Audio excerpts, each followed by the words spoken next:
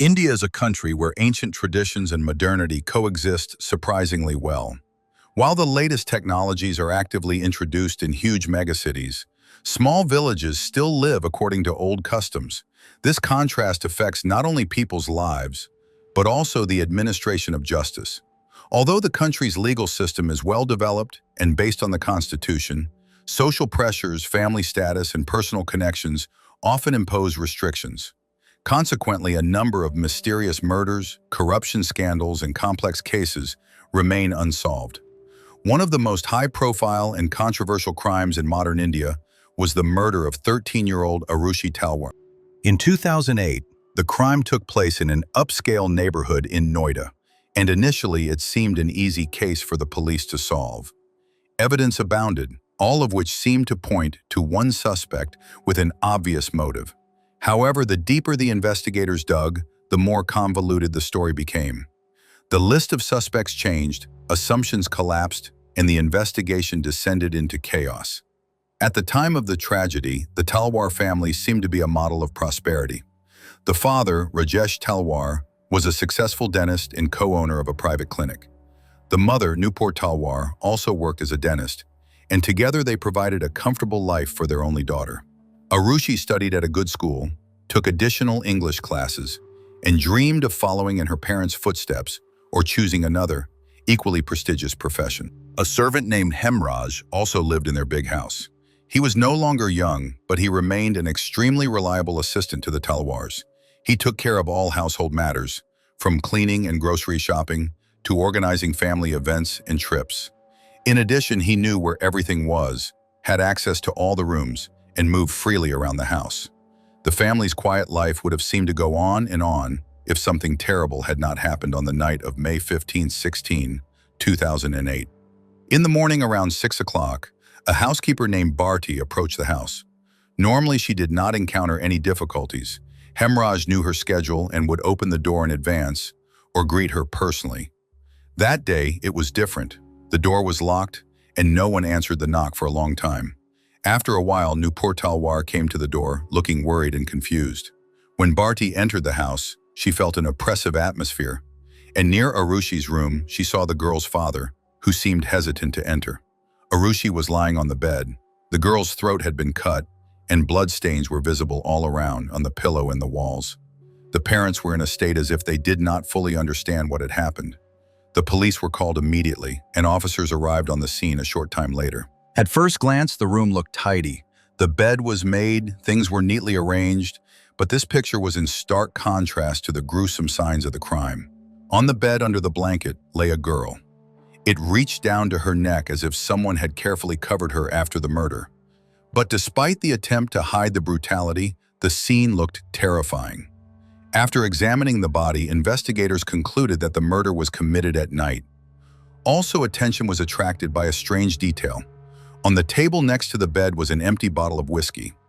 Who was it, and why was alcohol in the bedroom of a 13-year-old girl? This fact did not fit into the overall picture and raised questions from the very beginning. Another oddity was that there were no signs of a struggle. There were no broken things, no overturned furniture, no crumpled sheets. It looked as if the killer was sure of his actions, or the victim had no time to react. But the most suspicious thing was that Hemraj had disappeared somewhere. He was nowhere to be found. He had not been in touch, and his belongings had disappeared.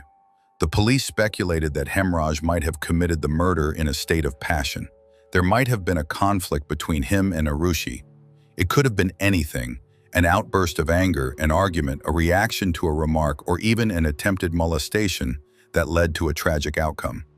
According to investigators, after the crime, he realized what he had done and fled, taking the murder weapon with him to cover his tracks. The media immediately picked up on the police's version of events. The newspapers were full of headlines: "Brutal murder in the house of wealthy doctors. The missing servant is the main suspect." The public, not knowing all the details, quickly accepted this interpretation. In the eyes of many people, Hemraj was already a criminal.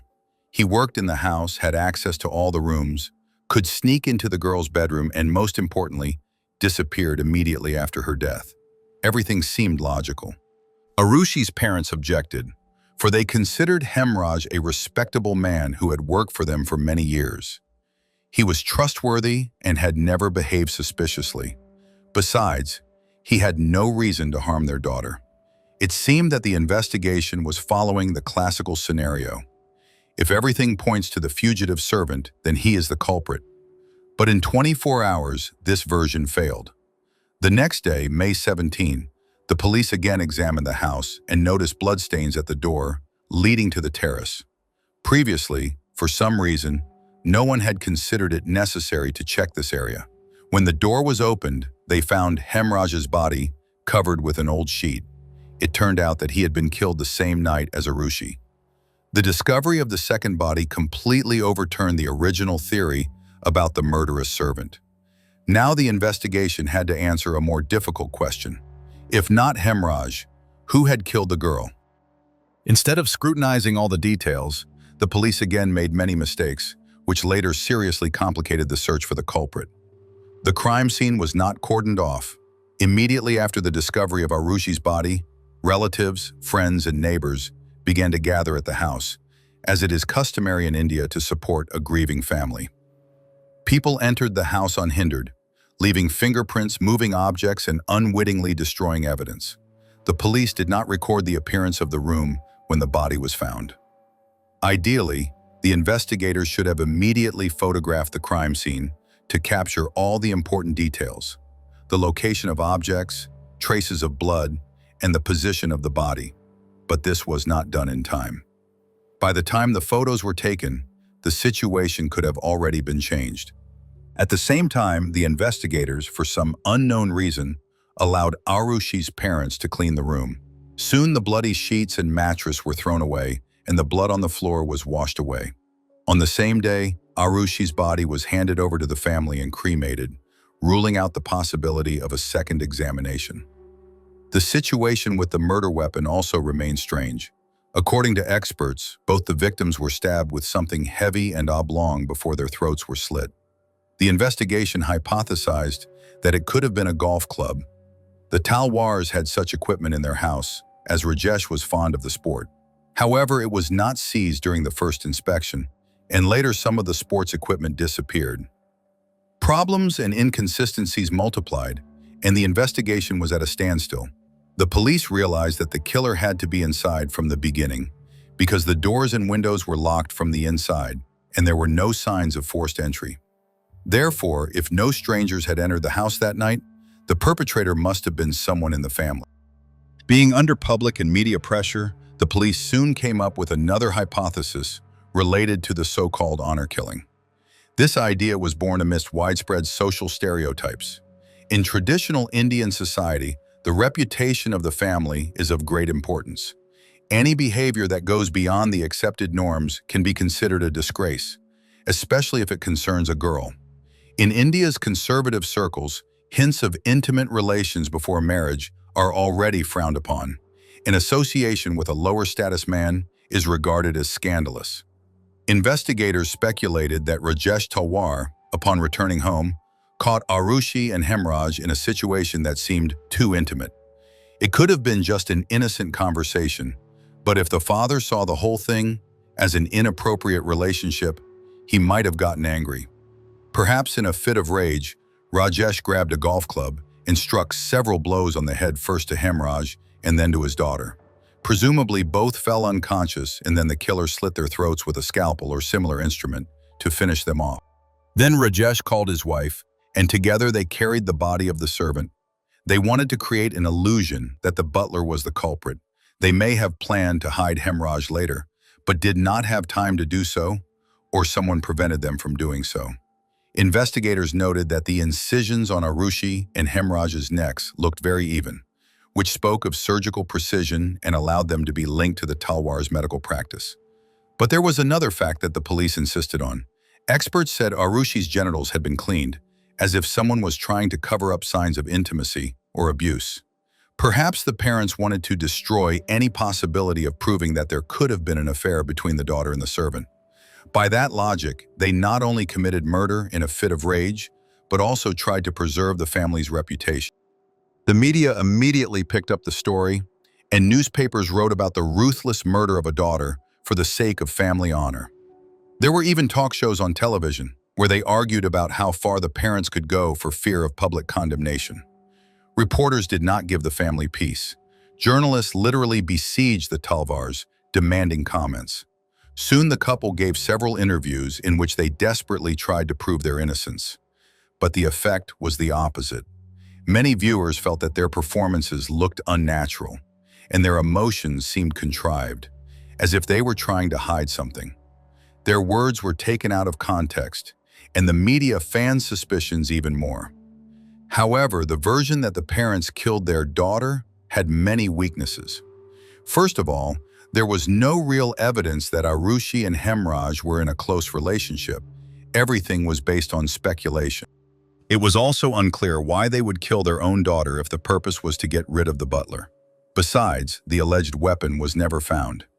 And the Talwar family itself did not belong to ultra-conservative circles, where such acts were more common. Despite all these contradictions, the police did not look for other suspects. The public had already turned against the Talwars and demanded that the perpetrators be punished. The murder trial lasted from 2008 and then resumed in appeals. In November 2013, the court found Rajesh and Nupur Talwar guilty of double murder and sentenced them to life imprisonment. Arushi's mother was found to be an accessory to the crime, suggesting that she helped hide evidence and covered for her husband. The jury and judge relied solely on circumstantial evidence. The defense argued that the investigation was flawed, but the court found that the evidence was sufficient for a conviction. When the verdict was pronounced, the parents looked utterly distraught. They argued that not only had they been deprived of their daughter, but that they had been unfairly slandered by attributing such a heinous crime to them. Their lawyers kept reminding them that key evidence had been lost in the hours after the body was found, and that the police had not pursued other leads. Public opinion was divided.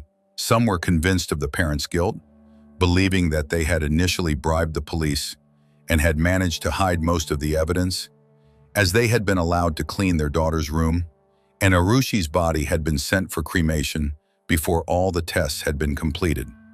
Others blamed the negligence of the police themselves, who went along with the media and presented a convenient solution because they could not find other criminals and did not want to admit their own failures. In 2017, an appellate court in one of India's largest states ruled that the Talwars were acquitted. Judges said the evidence against them was insufficient and that many elements of the investigation looked more like speculation than actual facts. Arushi's parents were released after spending 4 years in prison. At that point, their lives had already changed dramatically and their reputations had been damaged. According to some reports, it was during that period that both parents began to frequently consider whether they should continue in their profession, as many patients refused their services after all that had happened. The release of Rajesh and Nupur from prison raised a new wave of discussions about possible alternative versions. Many again turned their attention to Hemraj's room, where they found several empty glasses and bottles of liquor, though the servant himself hardly drank at all. This could mean that he did have guests that night, and the conflict that arose among them led to the murder of Hemraj and Aarushi, who happened to be a witness. Hemraj's cell phone also remained an important point. It was known that he had called someone shortly before his death, and later the phone was active and switched off near the Talwar's house. The investigation could not ascertain who answered the call and where the phone went missing. Today, the Aarushi Talwar case remains one of the most confusing and controversial crimes in modern Indian history. It has become not just the tragedy of one family, but a symbol of the problems that arise when mistakes in the initial stages of investigation lead to insurmountable gaps in the case. The parents, once out of jail, tried to communicate as little as possible with journalists, because for many people they were forever their daughter's killers. It took a long time to recover from such a blow to their reputation and to cope with the loss of their daughter. Years later, more questions than answers remain. No evidence has ever emerged to prove anyone's guilt beyond a reasonable doubt. If the Talwars are indeed innocent, the real killers remain at large.